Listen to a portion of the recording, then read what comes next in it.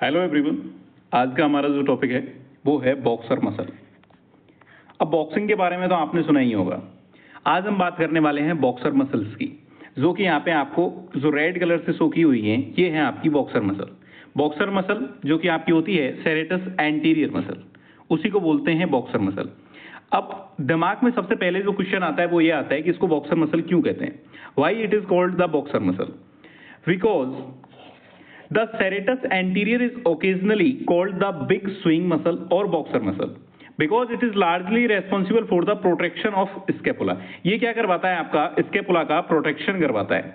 क्या करवाता है? ये प्रोटेक्ट करवाता है स्केपुला को, जिसकी वजह से जो स्केपुला होती है वो forward, pulling of the scapula forward around the rib cage.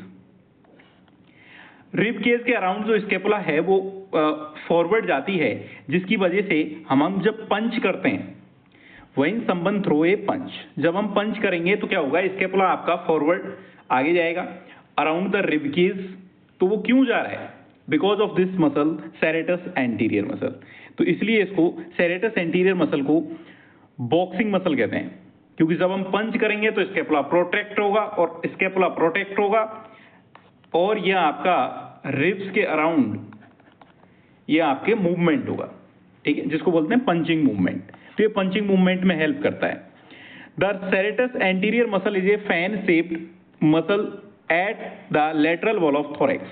ये आपकी फैन शेप्ड मसल होती है, और कहां पे प्रेजेंट होती है? तो जो थोरैक्स है उसका जो लेटरल वॉल है, लेटरल वॉल ऑफ थोरैक्स पे प्रेजेंट होती है। कहां से ओरिजिन कहां से होता है इसका, और इसका इंसर्शन कहां पे होता है, इसकी बात करते हैं। ओरिजिन जो होता है इसका, तो जो रिब्स होती हैं आपकी, ओरिजिन रिब्स जो होती हैं 1 से लेकर के 8th, 1 to 8th रिब्स जो होती हैं, 8th और 9th रिब्स जो होती हैं, उनके लेटरल एस्पेक्ट से इसका ओरिजिन होता है।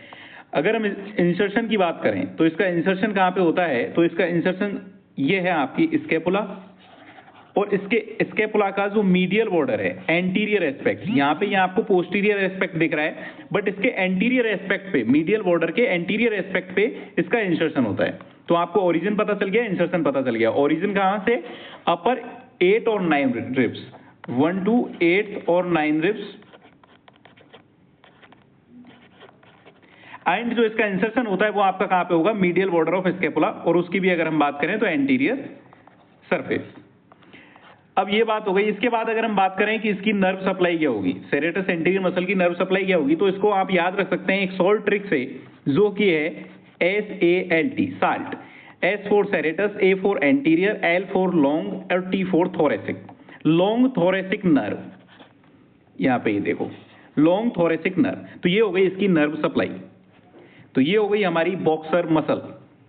हमेशा याद रखना, बॉक्सर मसल क्यों कहते हैं? क्योंकि हम इससे जब पंचिंग मूवमेंट करते हैं तो उसमें ये हेल्प करता है। कैसे हेल्प करता है? स्केपुला को प्रोटेक्ट करवाता है, ठीक है। इसके अलावा हमने बात की कि इसका ओरिजिन कहां से होता है, इंसर्शन कहां से होता है। तो ओरिजिन होगा इसका रिब्स से, 1 to 8th रिब या 8th और 9th रिब्स, एंड इसका जो इंसर्शन होता है वो आपका कहां पे होगा? मीडियल बॉर्डर ऑफ स्केपुला पे इसका इंसर्शन होता है। और इसकी जो नर्व सप्लाई है that is long thoracic nerve. याद रखने के लिए आप याद रख सकते हैं SALT, साल्ट, यानी कि सेरेटस एंटीरियर, LT का मतलब हो गया long thoracic nerve. Thank you so much.